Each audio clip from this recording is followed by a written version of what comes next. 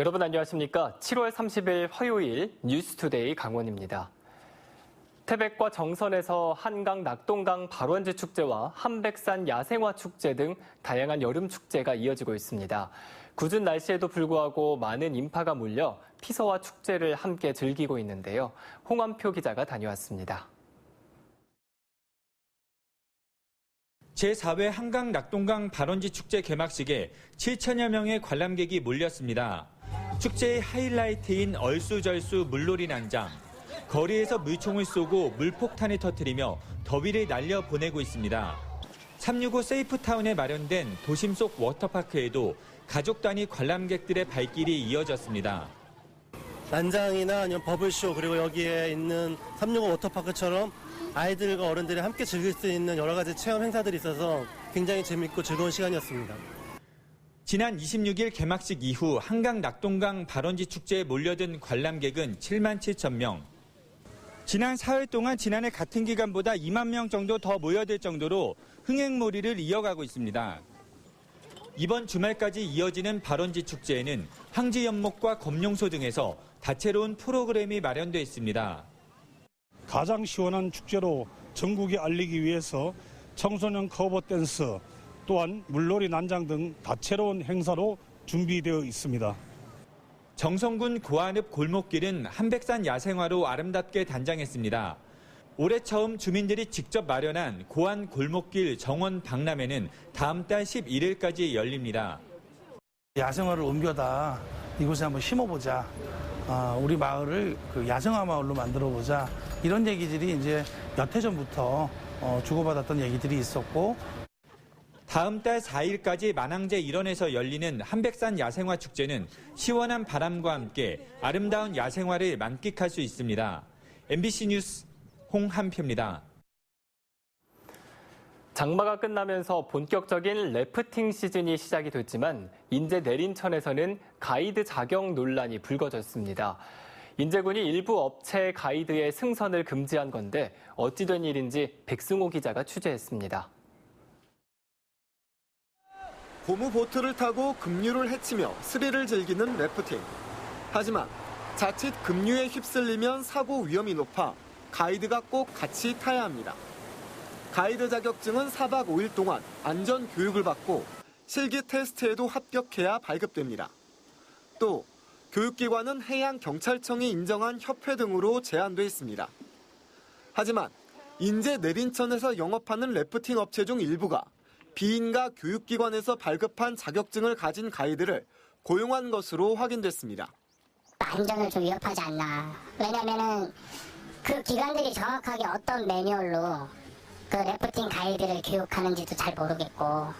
그런데 해당 업체 관계자를 만났더니 자신들도 피해자라고 주장합니다. 가이드 안전교육 등을 확실히 하는데 단지 비인가라서 안 된다는 것을 이해할 수 없다는 입장입니다.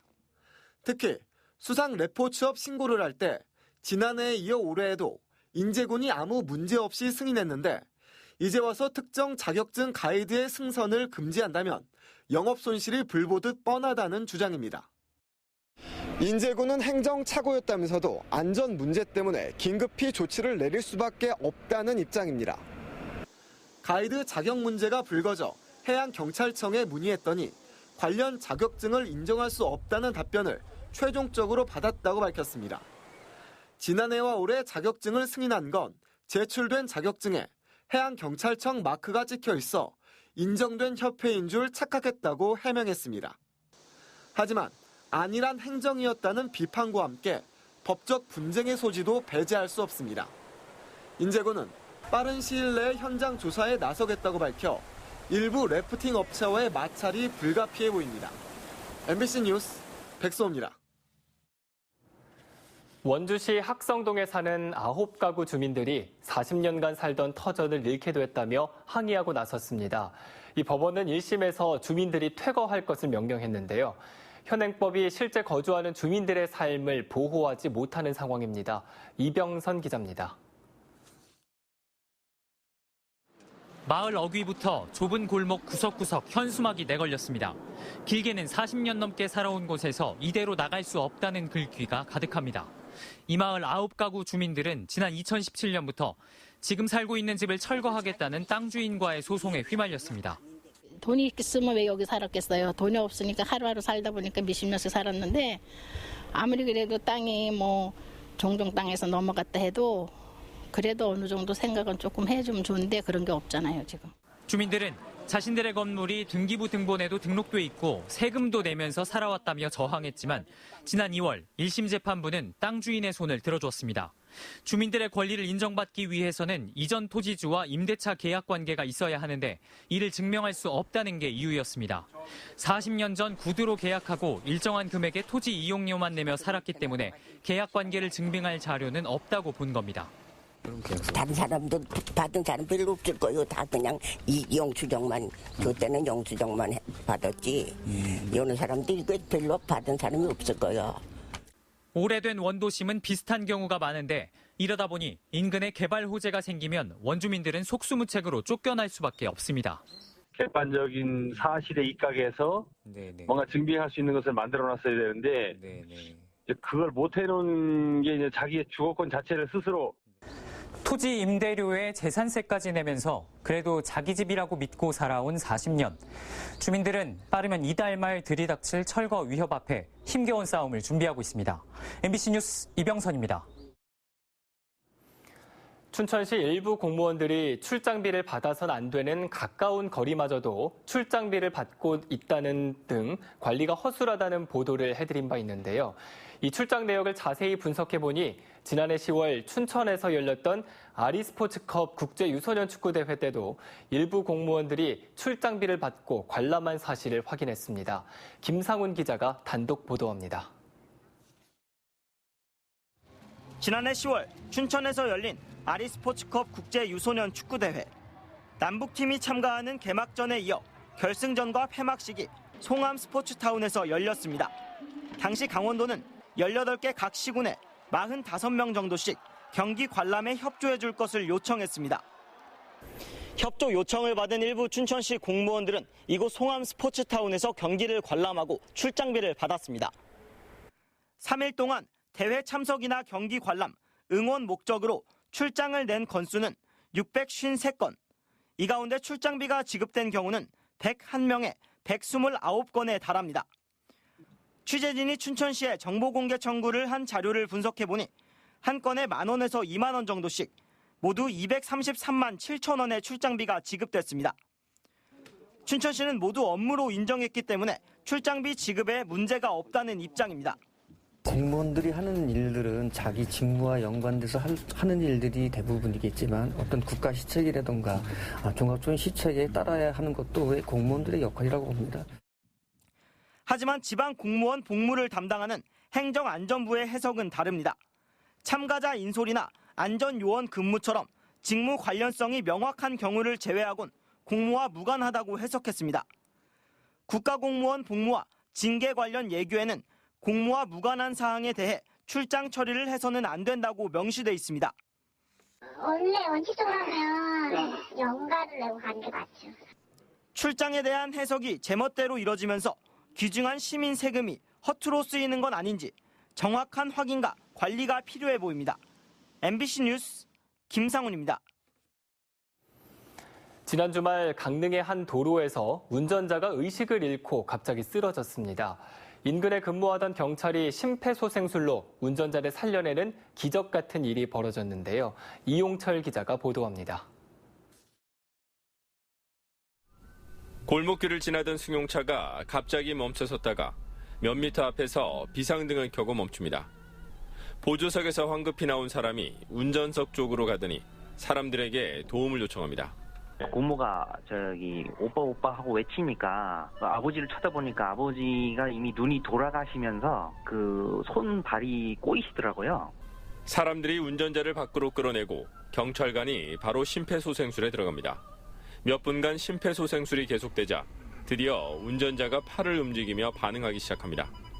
차 밖으로 그 환자분을 끌어내고 반듯하게 눕힌 다음에 제가 그렇게 하게 됐습니다. 계속 지켜보면서 한 번 더 심폐소생술을 해드리고 그래서 완전히 이제 깨어나시는 거 확인하고 그늘로 이제 구축해서 이동하고 그리고 휴식을 취했습니다. 지난 27일 오후 4시쯤 강릉시 송정동에서 차를 몰던 55살 최모 씨가 쓰러졌습니다. 현장 근무 중이던 경찰관의 빠른 응급처치로 운전자의 소중한 목숨을 구했습니다. 참 세상은 아직까지 아름답다는 생각을 했습니다.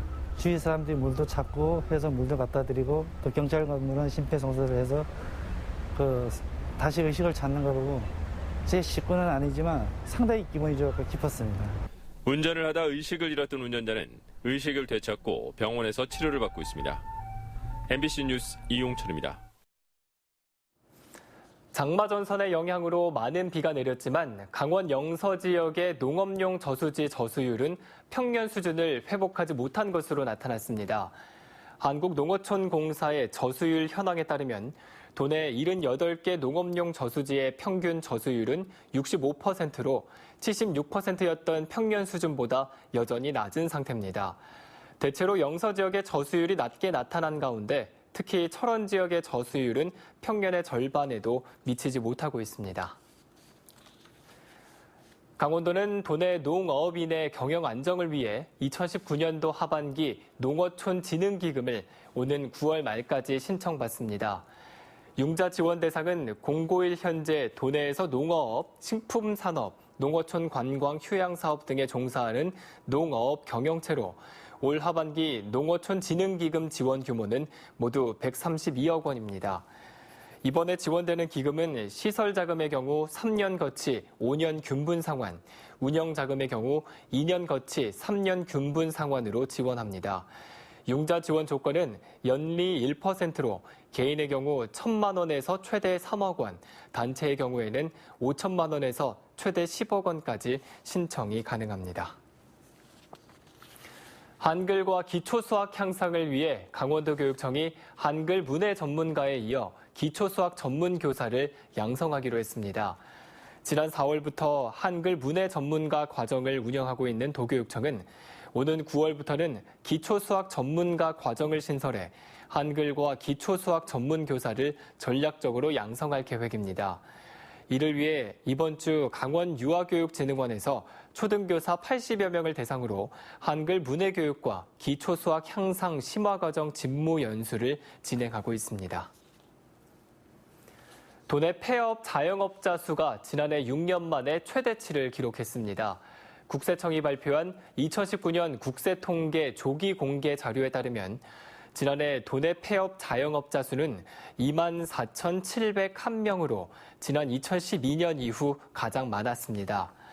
도내 폐업자 수는 유럽의 금융위기로 국내 경기가 악화됐던 2011년에서 2012년 2만 5천 명대로 급증했지만 그 이후 감소하는 추세였습니다. 소비 침체 장기화와 도소매업의 위기, 그리고 인건비 급등 등이 복합적으로 영향을 미치면서 지난해 다시 증가한 것으로 분석됐습니다. 주 52시간 임금 체계 도입에 따른 버스 승무원 부족으로 춘천 시내버스 일부 노선의 운행 횟수가 줄어듭니다.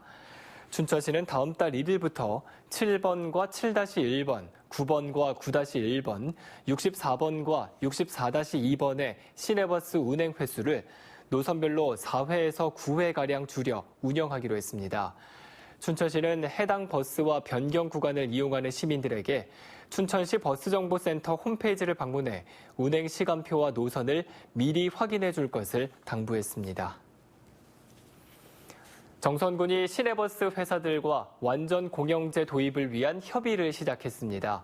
정선군은 최근 강원 여객 등과 간담회를 갖고 시내버스 완전 공영제 추진 계획과 의지를 업체에 전달한 것으로 알려졌습니다. 정선군은 22대의 시내버스가 운행 중인 68개 노선 가운데 1단계로 내년 1월에 21개 노선의 완전 공영제를 우선 시행할 방침입니다. 강원지방우정청이 우체국 쇼핑 25시를 통해 강원도 옥수수와 감자를 특별 할인 판매합니다. 강원도 농산물을 널리 알리기 위해 지난 22일부터 운영된 우체국 쇼핑 25시는 매일 다른 특산품을 할인 판매하고 있으며 소비자들은 우체국 쇼핑 홈페이지에서 할인 쿠폰을 다운받아 사용할 수 있습니다. 우정청은 이번 행사를 통해 강원도 농산물을 널리 알릴 수 있다며 생산자에게는 온라인 판로를 제공할 수 있는 좋은 기회라고 밝혔습니다. 삼척시가 돌기 해삼 종묘 배양장 건립 이후 매년 어린 해삼 방류량을 늘리고 있습니다. 삼척시는 지난 2016년 돌기 해삼 종묘 배양장을 건립한 이후 2017년 50만 마리, 2018년 60만 마리의 어린 해삼을 생산해 방류한 데 이어 올해도 80만 마리를 생산할 계획입니다. 삼척시는 지난 5월 어미 해삼에서 알을 채취한 뒤 인공 부화를 거쳐 수족관에서 양식해 오는 11월쯤 3cm 정도로 자라면 마을 어장에 방류할 예정입니다. 강원도 환동해 본부가 어업지도선 한 척을 신규 건조합니다. 환동해 본부는 건조한 지 27년이 지나 노후화된 어업지도선 한 척을 지난해 폐선함에 따라 올 하반기에 44억 원을 들여 87톤급 24명 승선 규모의 신규 어업지도선을 건조할 계획입니다. 선박 건조는 1년 정도가 걸릴 예정이며 내년 하반기쯤 투입이 가능할 것으로 보입니다.